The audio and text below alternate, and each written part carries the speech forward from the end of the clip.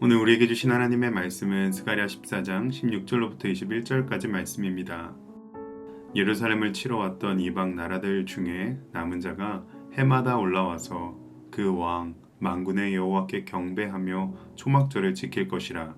땅에 있는 족속들 중에 그 왕 만군의 여호와께 경배하러 예루살렘에 올라오지 아니하는 자들에게는 비를 내리지 아니하실 것인즉 만일 애굽 족속이 올라오지 아니할 때에는 비 내림이 있지 아니하리니 여호와께서 초막절을 지키러 올라오지 아니하는 이방 나라들의 사람을 치시는 재앙을 그에게 내리실 것이라.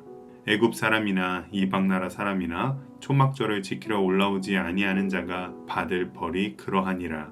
그날에는 말 방울에까지 여호와께 성결이라 기록될 것이라. 여호와의 전에 있는 모든 솥이 제단 앞 주발과 다름이 없을 것이니 예루살렘과 유다의 모든 솥이 만군의 여호와의 성물이 될 것인즉 제사 드리는 자가 와서 이 솥을 가져다가 그것으로 고기를 삼으리라. 그날에는 만군의 여호와의 전에 가나안 사람이 다시 있지 아니하리라. 아멘. 오늘 본문에서 스가랴 선지자는 마지막 날에 있을 예배의 환상을 봅니다. 그날에 있을 예배에서는 모든 민족들이 다 함께 예루살렘에 나와 하나님을 예배하는데요. 그리고 하나님을 대적하던 열방들도 하나님께 나와 경배하며 초막절을 지키는 장면이 나옵니다. 본문은 예배자인 우리에게 예배가 소망이며 생명임을 드러냅니다. 오늘 이 말씀을 통하여 우리는 다시 묻습니다. 나는 무엇을 가장 가치 있게 여기고 있는가? 나는 어떤 마음으로 예배를 드리고 있는가? 오늘 이 시간 우리 모두 마음을 새롭게 하고 예배 안에 있는 소망과 생명을 누리는 예배자들로 거듭나시기를 주님의 이름으로 축복합니다. 하나님께서는 스가랴를 통해 놀라운 비전을 보여주십니다. 예루살렘을 치러 왔던 원수들 가운데 그들이 파괴하려 했던 예루살렘 성으로 올라와 하나님을 경배하는 자들에 대한 환상입니다. 즉 여호와의 날에 이방 나라의 남은 자들이 과거의 죄악을 회개하며 하나님을 인정하고 경배하는 예배자로 나아오게 된다는 것입니다. 특별히 이들은 해마다 올라와서 초막절을 지킨다고 합니다. 초막절은 유월절, 오순절과 더불어 3대 절기로서 이스라엘 백성이 광야 생활 40년 가운데 누렸던 하나님의 보호하심과 은혜를 기억하며 지키는 절기입니다. 그 절기를 지키기 위해 열방이 올라온다는 것은 모든 민족이 하나님의 구원과 보호를 찬양하게 될 것을 상징합니다. 이처럼 대적과 원수들도 예배 가운데 나와 미움과 다툼과 전쟁은 사라지고 오직 하나님의 구원을 찬양함으로 화평을 누릴 수 있게 됩니다.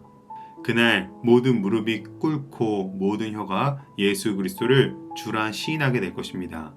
빌립보서 2장 10절로 11절 말씀, 하늘에 있는 자들과 땅에 있는 자들과 땅 아래에 있는 자들로 모든 무릎을 예수의 이름에 꿇게 하시고 모든 입으로 예수 그리스도를 주라 시인하여 하나님 아버지께 영광을 돌리게 하셨느니라. 아멘. 그러므로 오늘 우리는 예배 가운데 소망이 있음을 믿어야 합니다. 예를 들어 경제가 회복되어야 나라가 사는 것이 아니라 예배가 회복되어야 살아납니다. 또 가정이 무너졌을 때에는 가정 예배가 소망입니다. 하나님을 예배하는 곳에 소망이 있는 줄로 믿습니다. 이어 17절에서는 여호와께 예배하지 않는 자들에게는 비가 내리지 않는다고 하십니다. 비는 하나님께서 주시는 생명과 복과 은혜를 상징합니다. 그렇기에 예배가 없는 곳에는 결국 생명이 메마르고 영적 가뭄이 임하는 것입니다. 이 말씀을 통해 예배하지 않는 인생의 비극을 보여주시는 것입니다. 이에 예배는 선택이 아니라 생존의 문제인 것입니다. 예배하지 않으면 하나님의 은혜와 무관하여지기에 생명이 끊어지고 관계가 메마르고 마음이 황폐해집니다.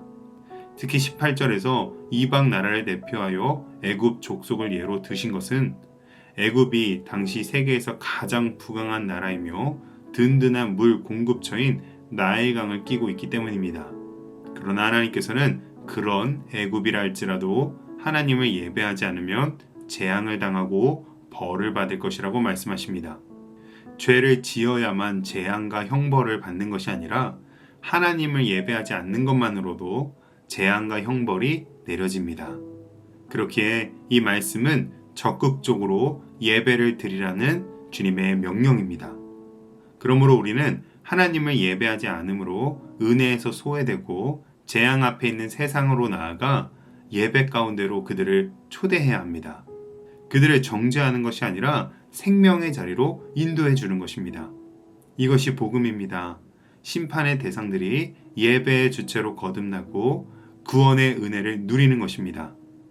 이처럼 예배는 메마른 영혼을 살리는 생명입니다. 마지막 20절로 21절에서는 예배의 완성을 보여줍니다. 이제 하나님께 드리는 예배가 성전 안에만 머물러 있지 않는데요. 말, 방울, 소태도 하나님께서 보시기에 성결한 것으로 구별된다고 하십니다. 이때의 말, 방울은 말 그대로 말의 목에 다는 작은 방울로 매우 흔한 물건이었고, 솥은 모든 가정에 있는 주방 도구입니다.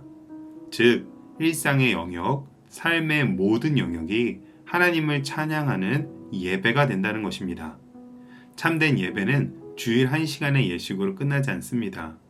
예배의 은혜가 차고 넘쳐서 운전하는 자리, 직장에서 일하는 순간, 가정에서 자녀를 돌보는 시간, 그 모든 곳에서 하나님의 영광을 드러내는 예배가 드려질 것입니다.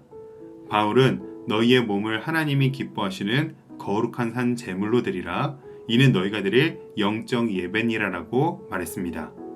그리고 마지막 21절에 그날에는 만군의 여호와의 전에 가나안 사람이 다시 있지 아니하리라 라는 이 말씀은 이 천상의 예배를 말하는 요한계시록 21장 27절과 연결됩니다. 무엇이든지 속된 것이나 가증한 일 또는 거짓말하는 자는 결코 그리로 들어가지 못하되 오직 어린 양의 생명책에 기록된 자들만 들어가리라. 아멘. 그런즉 예배는 우리의 삶 모든 영역을 하나님의 나라로 거룩히 변화시키는 능력인 것입니다. 오늘 말씀은 우리에게 예배가 소망이며 생명이며 하나님 나라의 완성임을 드러냅니다. 그러므로 오늘 우리 모두는 예배를 통하여 천국의 소망과 생명과 하나님 나라를 누리는 참된 예배자들로 거듭나시기를 주님의 이름으로 축복합니다. 기도하겠습니다. 주님, 오늘 말씀을 통해 예배가 우리의 소망이며 생명임을 또 하나님의 능력임을 다시 깨닫게 하시니 감사합니다.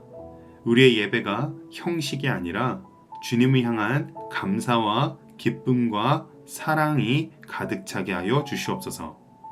예배의 자리를 떠난 이들을 다시 불러 모아주시고 우리의 삶이 예배가 되어 온 세상이 주의 영광을 보게 하여 주시옵소서. 예수님의 이름으로 기도합니다. 아멘.